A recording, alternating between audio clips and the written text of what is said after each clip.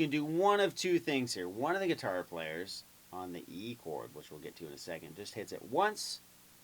One kind of does it twice. So we're going to start off F sharp minor, but we're only going to hit the top part of the chord. So we're going to hit 2, 4, and 4 on the A and D. Now you're going to hit it twice. And then we're going to go E, 2, and 4. That's going to take us to an A chord, which we can hit twice. So we got. And then to an E chord. Twice as well. So you can keep that same shape. Now when you get to the E chord, interestingly enough, a cool trick I learned a while back was to not play an E major like this, right? What we can do, or an E minor like this, what we can do is we can use one finger and mute out that G string altogether and get just a big, nasty, awesome sounding E chord with one finger, where we're letting the B and E strings ring out. But there's no third in the chord, no major minor, so it's nice, cool, awesome, just rock and roll. Little side point, right? So.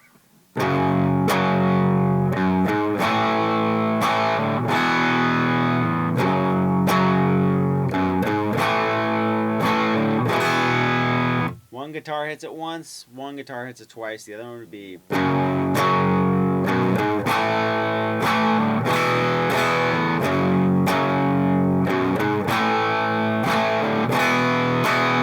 Now, along with that, another cool part.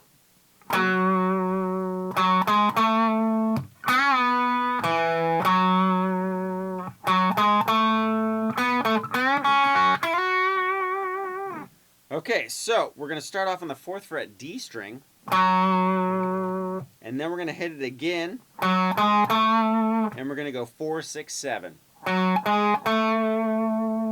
Now we're going to come back into first position pentatonic. So we're going to bend up the G string, and then come back down. Skip up to the D string and go 2, 4. So all together.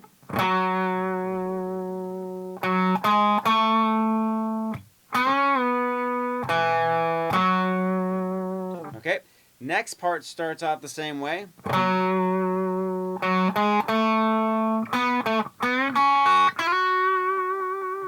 Adds a cool little, bluesy riff at the end. Start off the same.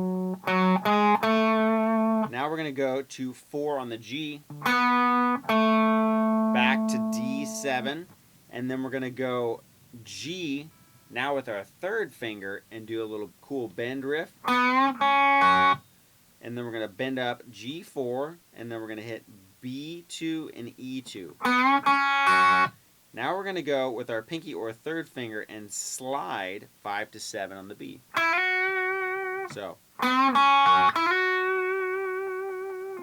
Alright, so we got.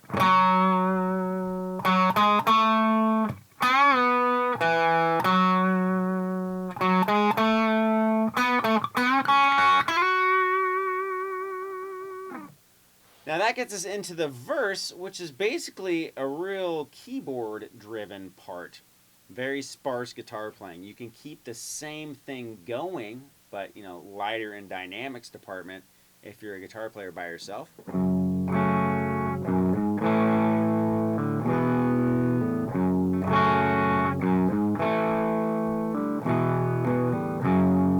of strum it.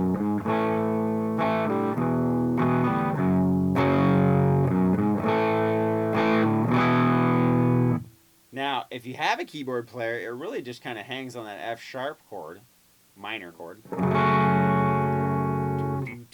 right? And it does a cool little keyboard part with a little fill from the guitar, which we can do on the 9th fret of the D and G, sliding up to 11 twice, 9, 11, 9, 11. Or, for those of you who want the same thing in a different spot, maybe a little closer to home base, we can go 4 and 5 on the G and B, and slide it up to 6 and 7. Right? Same thing, same notes. a little different sound, but whatever floats your boat, right? So we got all those parts. Now, pre-chorus, very easy as well. D chord. 3, 4, do, minor chord, or just a B power chord. And then little dynamics, right? So.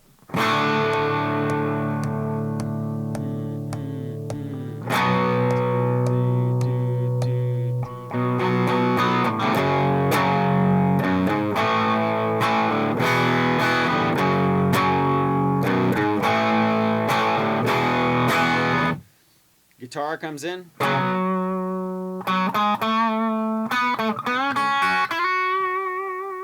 Segues into the next verse. Same thing, same riff. Same pre-chorus. Right?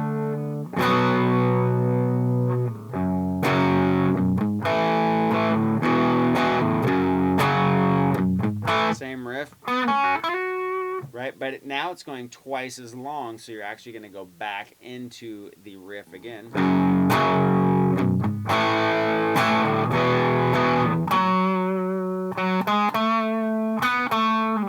Now, what happens after that is it kind of cuts that riff short and goes into the bridge, which is E, do, A, D, and then back to E.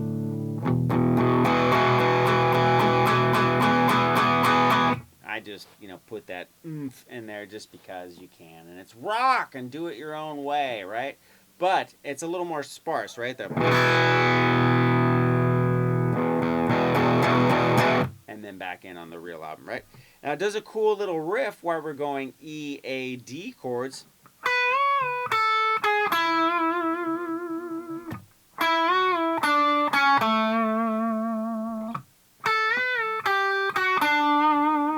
And then into... So all we're doing is we're going up to the B string, 12th fret, bend up a whole step, and then come down. Then we're going to go 10, 9 on the B, and then 9 on the G. So we got...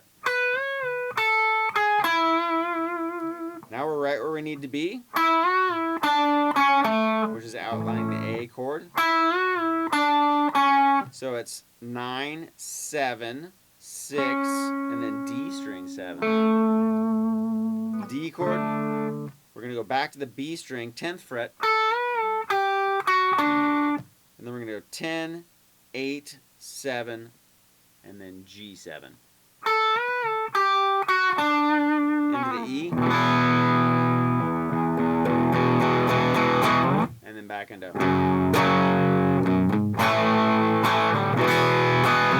Now it goes into a guitar solo after it plays the verse or chorus progression again. We're going to do that same riff down here with a little tweak. Now it slides up a little bit higher, so it would be 9, 11, 14, 11. Or down here it would be 4 and 5, 6 and 7, and then up to 9 and 10. Right? Same thing. And then it has a cool little riff that he does right before we get into the... No. Let's see, what part does that come in at? Hold on a minute. I can't remember. But I know there's this cool riff in here. So we're going to go 2, 4 on the D. Yeah, into that bar. Yeah, that's right. So 2 and 4 on the D, 2 and 4 on the G, but when we get to 4, we're going to bend it up. Come back to 2 and then back to 4. Right? And then we're basically going to play the outro, chorus, etc. with improvisation over the top of it. Cool F sharp, minor pentatonic, right?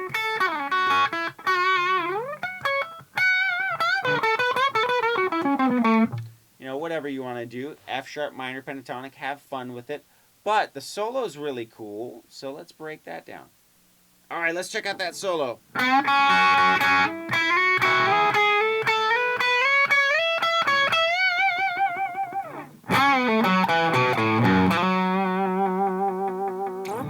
Okay, so we're going to go into the first position minor pentatonic, right? For those of you who don't know what that is.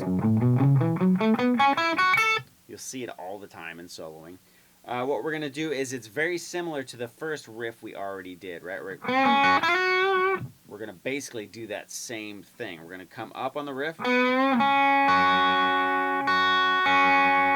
So we're going to go 4, bend up a whole step, and then we're going to go 2 and 2 on the B and E, and then we're going to come back on the E and B. Now we're going to go to the 5th fret, and we're going to hit the E with it. So we're going to go 5, 7, 9, 10 to 12, then to 14, then up to 17. Hit it again, and then come back down to 14, and then we're going to go back to 17 and bend up. So after you go 5 to 7, 7 to 9, 9 to 10, 10 to 12, 12 to 14, 14 to 17, 17, 14, bend. Okay?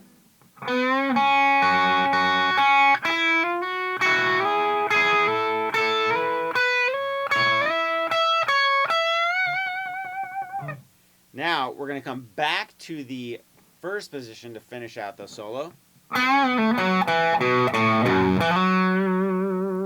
So bend up the G string, 4th fret, and then pull off to the 2nd. Then we're going to go 4, 2 on the D, 2 to open on the A,